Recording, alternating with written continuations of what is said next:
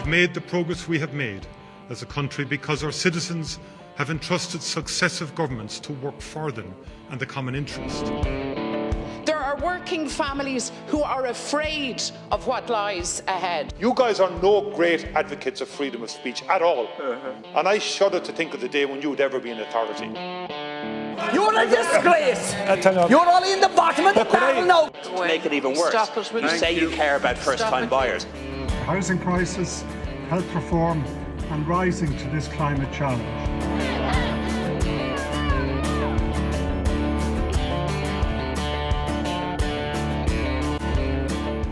Welcome to the Irish Mayor's new series, Dáil Talks. I'm political correspondent Louise Byrne and I'm joined by our political editor Ferghal Blaney. This is our brand new series where we're going to be talking you through the best political stories of the week and what everyone in Leinster House is talking about. You might notice that myself and Ferghal are separated today. Ferghal is down in Cork where I'm here in Mere HQ. Ferghal, why are you in Cork today? Hi guys, hello from Cork, from the lovely campus of UCC. I'm down here for the Neutrality Conference, as it's been called. The formal name of it, which is a bit of a mouthful, is the Constitutional Forum on International Security Policy. But you can you can put a subtitle of that and just say neutrality. The main speaker of the week down here is Micheal Martin, the Tanaiste. And things got off to a very lively start here for what is going to be a 4-day conference. If you're a neutrality buff, you've got 4 days to look forward to between here, Galway tomorrow, and Dublin on Monday and Tuesday. But it got off to a blinded start here this morning when proceedings were interrupted by protesters. Micheal Martin was taken to the stage, and there were some good old-fashioned student protesters here this morning. They were actually the Connolly Youth Movement in honour of James Connolly, and they managed to get into the auditorium. There was around 500 people there. There was around a dozen protesters, I'd say, and their main bone of contention was NATO. They believe that we are trying to enter NATO by the back door, something the government has always denied. We are part of PESCO, which is a European military alliance as such, where we provide mainly logistical support. We don't provide soldiers to that. But anyway, they were here this morning shouting no to NATO, no to NATO. And NATO millions lives lost with the big banner that they had here today.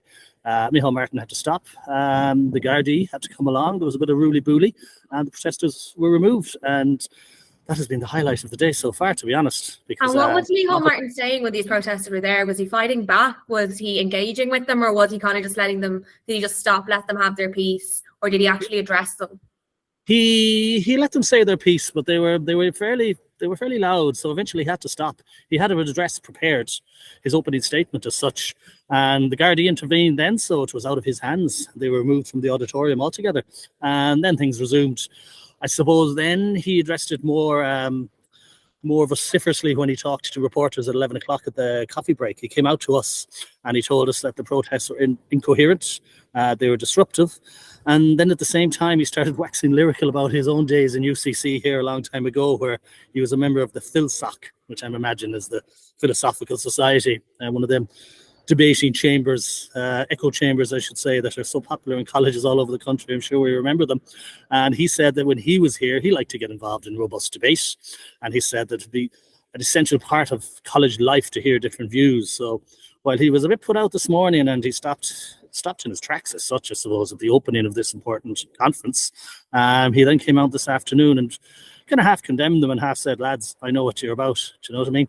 So the protesters then at lunchtime, I was slipped out for a little walk and they were at the gate and they had speakers and they had microphones. So they were fairly loud out on the streets of Cork themselves. They were handing out leaflets to us, and they were from the Galway Alliance Against War, the Anti-War Alliance of Anti-War Movement of Ireland, of which there's some TDs. Richard Boyd Barrett, People for Profit, is the chair.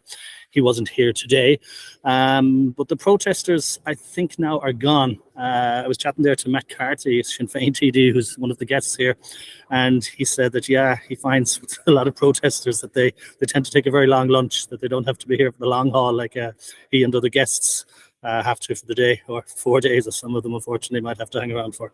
Yeah, and I think these protests were really to be expected. I think it's been a very political story up until now. We've seen rows in the Dáil. You mentioned Richard Boyd Barrett there, and a lot of the rows have been between Micheal Martin, the Tanaiste, the Foreign Affairs Minister, and people before profit, Richard Boyd Barrett, Paul Murphy. He had a good go at them last week, but I think what really put it into the mainstream and what got a lot of people talking last week was Michael D Higgins' intervention over the weekend. What exactly happened there, Ferghal? Oh God, this is Michael D showing his red colours again. He's always known to be outspoken when he was a TD, and now that he's president, at times he's outspoken again. This time he had to go at Ireland's supposed neutrality. He is not allowed to say it out and out, but he seems to be he's suggesting that we are moving towards some sort of further alliance with NATO. In fact, we have an alliance, a light alliance with NATO since 1999. We've been in an association called Partnership for Peace, and that's underneath the umbrella of NATO. But Michael D, being Michael D as he was outspoken at the weekend, a Sunday Business Post interview. He also had a personal, some would say attack, I would say unwise remarks about Dame Louise Richardson, who is the chair of this forum. She is obviously got shall we say, British honours from the royal family with her title, and he's questioning whether he called into account her partiality, I suppose, saying that she's the best person, and he had to backtrack on that one. Of course, he finished an apology a couple of days later because he played the ball and not the man there, if you know what I mean. So sorry, the man, not the ball. She used a sporting analogy, so he had to apologise for making that personal. And overall, he was just suggesting. He's definitely veering into the policy area, whether he's fully on the pitch or not. He's saying that perhaps we should look after our neutrality more than we are at the present. Yeah, and I think what's really interesting about that is Louise Richardson, as you said, she's been honoured by the British monarchy and she has a DBE. And I think Michael D Higgins' words were, this is someone with a large DBE, Dame of the British Empire. And that's something she was awarded, actually, not so much for neutrality or not neutrality or whatever you want to call it, but that was something she had earned for her service to education. So it was kind of separate to what she is taking part in at the moment. And I think it was really interesting because I don't know, Fergal, if you know this, I don't know the last time I ever heard of a president or Michael D Higgins really having to apologise for anything like that. So was it unprecedented? It seemed pretty unusual to me the other day. The apology from him is unprecedented. I can imagine the talk that was going on inside in the Oris when he was told to apologise. I'm imagining the scene out of Callan's Kicks or something like that, where his advisors are telling him, listen, you have to apologise. And he said, I've never apologised before, because he has made remarks in the past on things like housing. He's come out with very strong statements saying that, we're a first world society with basically a third world housing problem. And he has lambasted the government on occasions, but he normally kind of stands back then from the fray and lets others take up the fight. But on this occasion, I just think the fact that he went personal on it, it's just, I suppose, even as you said there, Dame of the most excellent British Empire, I think is the full title. It sounds very royal as such. Even I noticed when there was a press release during the week from Micheal Martin from the Tanaiste announcing this, he didn't use the full title. He just said DBE after her name and kind of let us join the dots from there. So it was just interesting, the connotations, I suppose, of him picking on the chair. And, like you say, her work, she's an academic. She's brilliant. She's done medical research. She was involved in some of the COVID vaccine work. So she was awarded it on huge merit. It's just the title seems to have wrangled here with Michael D and maybe with other people. I don't know. But that became the sideshow here today, that story after the protesters interrupted proceedings this morning. I can tell you that for sure. Yeah, and I'm sure there'll be more on that because I think she's due to the Damages later on. So I'm sure we'll read all about that online later and tomorrow.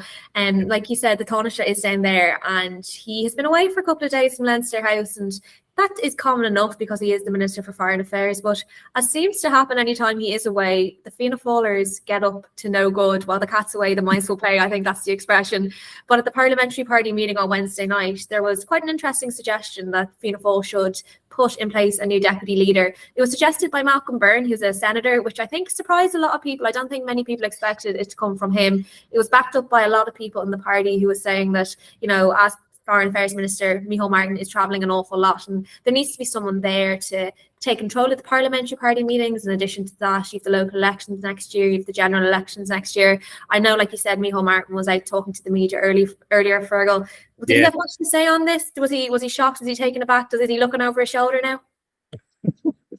I'm just laughing because he had much to say. He had about 6 words to say on this, because I asked him myself. I was here. You're not unhappy that they did this while you were not there? And he just shrugged his shoulders and he said, there you are. And that was the sum total of his answer. He didn't want to answer the question, but oh God, it's odd. He's not out of the room basically. Minute. He went to London yesterday for a few hours. That was his mission last night. He was over at a Ukraine conference, and all of a sudden they're playing up behind his back. The lads in the back of the schoolyard. It has that feel to it. You know what I mean? The lads and gals, of course, because it is fairly widespread.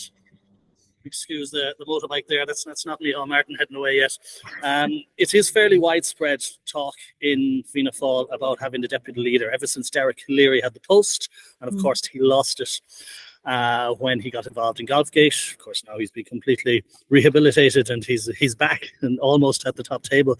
But you must remember as well, before we had the mischievous Eamon O'Keefe, who was the deputy leader of Fianna Fáil, and he caused woeful hassle for Micheal Martin. He was basically using that position to undermine the leaders, what Micheal Martin thought at times. So you'll always have that memory of the deputy. Keep your friends close, keep your enemies even closer, maybe. But yeah, and I think Micheal Martin seems to be quite against the idea, doesn't he? Like, anytime he's asked about it, he seems to say, no, it's not needed. Like, we've never had. He always says they never had one, but like you said, they have traditionally always had one. But he seems to be very against the idea, and I can hear him say what he said earlier. Like, I can hear it in my head, and maybe we're all spending too much time around these government ministers. But like, this is not the first time that when Micheal Martin's been away that they have spoken and they've held meetings without him. And last summer, actually nearly a year to the day, when he was traveling to the Ukraine, war-torn Ukraine, his parliamentary party met up and were discussing the direction of the party and all the rest of it. So it seems to be a bee in their bonnet they get around the summertime. But do you think Micheal Martin should be worried about his leadership? Do you think he's pretty secure where he is at the moment? Do you know, ironically, I do. I know that meeting last summer, that was gas. I think it was 30 of them, but it was a right cabal altogether. They literally waited until he was nearly 1,000 miles away in Ukraine. But on his leadership, I actually think he's secure enough for the time being. And one of them reasons is because I think people know he's not going to be there that long. So they're not looking like a young leader of, say, other parties who could have a long stint ahead of them. I think it's fairly accepted now that he's probably going to go after the next election. I actually do think he's going to lead them into the next election, but God almighty, a year and a half or whenever we have the next election is a long, long, long time in politics. So I'm not sure, but I'd be fairly confident that he could lead them in. So I actually think he's, in the short term, I think he's okay as leader, and I don't think he's want to go much long term. But the funny thing of all is, around 2 years ago, we thought he was dead man walking. We were going to the September think-ins, and the first question on everyone's lips, how long are you going to survive? And we were looking around for people to see if they were going to be behind the heave. It never happened, and he kind of rode out that storm. And I think he's in a better place now than he was then. And I think he's not here for a long time, but he's here for the time to come, I think. Yeah, here for a good time, not a long time for Micheal Martin, maybe. Moving on, though, we have had a really busy week in the Irish Mirror. We have been running this new campaign across the Irish Mirror and the Irish Star, and it is the Stop the Violence campaign. We have been speaking about domestic violence. We've been speaking about the number of women being killed and some really stark, harrowing figures, if we're being honest. So this campaign kicked off on Monday with a piece from our colleague Michael O'Toole, and he has figures, like I said, quite shocking, that revealed that 12 women were killed in Ireland last year. It was double the amount from the year beforehand, and the numbers have been quite similar year on year. It's kind of been around the 6-7 mark, and it jumped up to 12 or 13 last year. So really, really large. I think really shocking. On top of that, you had new figures from Women's Aid that said that their number of calls that they had received into their hotlines had increased by 16%, which Taoiseach Leo Varadkar actually described to me and the Irish Mirror as an epidemic of domestic violence in this country. We sat down with Justice Minister Helen McAtee today, and you'll see more of that over the coming days.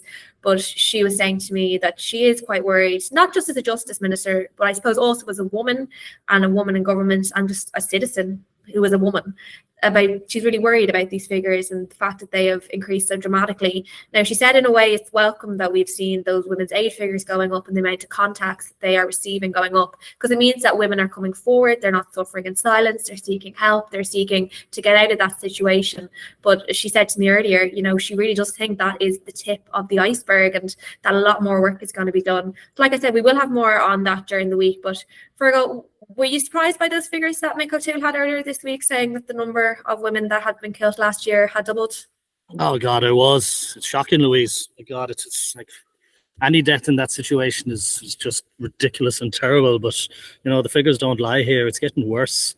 But I do think that Helen McEntee, she's you know, she's a zealous campaigner of a minister at times, and she can get things done. So I'm hoping that after you sat down with her today, you'll probably have seen it, looking into her eyes, that she means business on this. So I'm just wondering, what can they do? You know, it's probably a society thing rather than a political thing. You know, we need to look at ourselves really and just, you know, stamp out violence against women, against everyone, of course. But it's just shocking, and hopefully we'll turn things around. But it's got worse in the past year, double.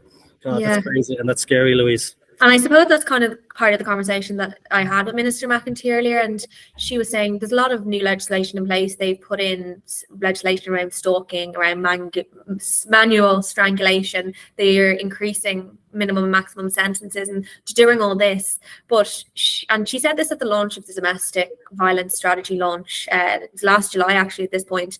But she was saying at that time, you know, I can't be in the WhatsApp groups when people are having these conversations about women. I can't be on the nights out when people are doing X, Y, or Z action. I can't be there in all these situations. So it kind of has to be a whole of society approach, and this has to be something that everyone gets on board with. And as she was saying to me earlier, she does think things are getting better, but she says there's a lot of work still to go, and I suppose that's why the strategy is in place. But as she was saying to me earlier, you know, it does have to be a whole of society. People need to sit up, they need to take action. And what she said to me earlier, she was like, we need to shout it from the rooftops that this is happening. I suppose that doesn't necessarily take the pressure away from the government. They still have to do more. We spoke about things like refuge spaces. We know that we don't have enough under the Istanbul Convention, which looks at domestic and sexual violence. We should have 470 odd. We did have 140. The government is committed to doubling that to 280 in the lifetime of this 5-year plan they launched last year. But Minister McEntee was saying, you know, they do want to go further, they do want to go more, but they have to start somewhere. Also, she raised a good point. Why is it the woman that has to leave the home? You know, should they not be able to stay in the home with the kids? So I think the pressure is going to be put on the government, especially after those figures, especially after the women's aid figures that we saw earlier this week. And I think we in the Mirror really do hope that this kind of has an impact as well. And we've covered a broad range of things. You know, we covered those figures from Mick on one day. We will have more interviews over the course of the week. We have Minister Helen McEntee, like I said, over the next course of the day. And I think this is really about raising awareness and hoping we can do a little bit better as a society, Ferghal, don't you think? Yeah, you're spot on there, Louise. Basically, it is. It's larger than just politics. We're doing our part in the paper. Politics is doing their parts with obviously new stricter laws and crackdowns, but we whatever, we can just lead the way. You know, we have to, it's people themselves have to change, and we have to bring people along, because I think as well, just another point kind of related to that, it's a bloody violent society we're living in now. I was just looking, if you look at the paper for the past week, maybe I think it was 3 or 4 knife crimes, terrible stabbings of people. And like, I don't think we ever saw as much knife crime in the past as we are seeing now. And that's just another indication of, my God, what have we come to? You know, we got to turn the ship around. It's just scary, Louise. You know, so I hope and I imagine that the minister is wary of knife crime as well, and that we can concentrate on that. I hope she's bringing forward more reforms, and I'm sure she talked to you about that earlier as well, Louise. That she wants to be an action minister. You know, she will be bringing more laws in as she is. As she's in that position. Yeah, and she was kind of talking about they're looking at other things and they're re-examining perhaps proposals that they looked at in the past that might not have worked out, but areas where they know they need action. So it'll be interesting to see what she does in that. But I suppose what it all comes down to as well, and I know that there's been pressure on the government about this, is the number of guards on the street and the budget has been allocated, but yet they just can't seem to get the guards. And I remember writing about this last year. I think they had something like 24 guards through Templemore last year, and they've the budget for 1,000. And I think there's a lot of conversation about this in Leinster House, especially among the opposition, because Fine Gael, who have been in power for 12 years are meant to be the party of law and order, yet they can't seem to get law and order in. They can't seem to get the guards in to look after law and order. So I think there is going to be a real push. And I think it's going to be something that people talk about a lot between now and the next election. I think there is going to be pressure on them because not only just violence, just bringing it back to violence against women, I heard a really interesting statistic. The more women, if you hear of a death or someone dying or someone being killed, it's actually more likely to be a woman now than it is to be a gangland murder. So it kind of shows how crime is evolving in a way. Like I remember when I first started working, it was always gangland murders you heard about. So crime is evolving, and I think the pressure will be on the government to kind of tackle everything, and especially this violence against women. But like I said, we are running this campaign. You will see the clips from Minister McEntee over the next couple of days, and we will bring you more on that when we have it.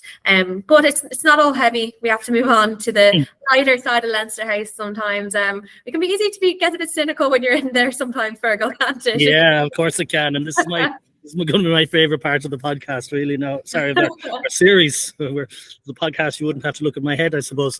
But no, there are lighter things that happen every week. And, we always like to keep an eye out and spot them. And how could we miss the one this week from Paschal Donohoe? If you want to take it up there, Louise, you wrote the piece on it today. I love the picture for starters. Even if there was nothing else, we had to get that picture out again of Paschal in the Stetson. But I'll let you take it up from there. So I'm sure if there's any Taylor Swift fans, I was eviscerated during the week when I said it on the work Slack chat I wasn't a Taylor Swift fan. But we'll move on from that. Who is a Taylor Swift fan, it appears, is Paschal Donohue, because he admitted at a press conference on Wednesday that he came to see Taylor the last time she was here, and he is absolutely delighted that she's bringing her Eras tour to the Aviva Stadium next year. A sentence I never thought I'd say, but here we are. And I suppose he was asked in the context of hotel prices, and I think this is a common thing we see every time there's a big gig on, not just in Dublin, but around the world really, that hotel prices rocket up, and there were reports that some hotels have put their prices up for the night of the gigs from €359 a night to €999 a night, which is shocking, it has to be said. So Paschal Donohue was asked about that and, about hotels price gouging and all the rest of it. And instead he responded saying he's a huge Taylor Swift fan. He's delighted that she's coming back. He knows the joy and happiness is going to bring a lot of people. But then he said that hotels do have an obligation to Swifties to bring their prices down and to be fair and to treat them well. But I suppose you mentioned that picture of him in the cowboy hat that our very talented picture editors managed to track down yesterday. I'm sure we all remember the Garth Brooks saga of 2014 when those Crow Park dates had to be cancelled. I know it's a very sore topic for a lot of people still. But in the aftermath of that, Paschal Donohue, he was Minister for Transport at the time himself, and I think it was Michael Ring, Ferghal. Yeah, it was Ringer, as they call him. Yeah, Ringer, as he's called up in Leinster House. The two of them took part in a photo shoot in Dublin for this. They were putting on kind of country gigs to kind of make up for the disappointment for all these people who were supposed to be going to Garth Brooks but were missing out because of the saga, the controversy, the drama, whatever you want to call it. So there's these brilliant pictures of the two of them wearing cowboy hats, playing guitars, sitting on bales of hay, and I mean, we had to bring them out, Ferghal. Like, I don't know what the minister expected when he was talking about Taylor Swift, other than for us to bring those pictures. Definitely. Although I do break into a cold sweat sometimes when I hear about Garth Brooks again, because my God, that was a summer of hell for us here in politics tests. I feel like the Garth Brooks corresponded to the end of that summer, because for whatever wisdom there was with some of the TDs, they decided to come back from their summer recess to have a committee meeting in the bowels of Leinster House, and the sun was shining. I mean, out Timmy Dooley here as the chairman of the committee at the time. But he had us in there, and under the auspices of, I think it was the Committee on Tourism at the time or something like that. But, oh God, anytime I even hear the word Garth Brooks, it reminds me of them statements arriving in at 10:30 at night just because it was American time. And Garth Brooks would come out in his video and say, Ireland, people of Ireland, I love you. And he wanted to come. I'm sure the Taoiseach, the Tanaiste, everyone had a comment on it at the time. I know that news abhors a vacuum, etc., but we could have filled that summer with something else apart from Garth Brooks. So 2014, not my favourite summer of all time. Yeah, well, it's not my favourite summer of all time either, because the year I did my leaving cert, so I missed all that. I'd actually never even heard the Garth Brooks before that saga, and now I can't even look at the man. Like, it's just, I wasn't at the concerts when he came back, but I hope anyone who was had a good time. But anyway, That's not political. Everything else we've discussed has been political. Thank you very much for joining us on the first episode of Dáil Talk. We will be back next week bringing you a lot more controversy and hopefully less Paschal Donohue, Taylor Swift and Garth Brooks. Talk to you soon. Okay, bye-bye.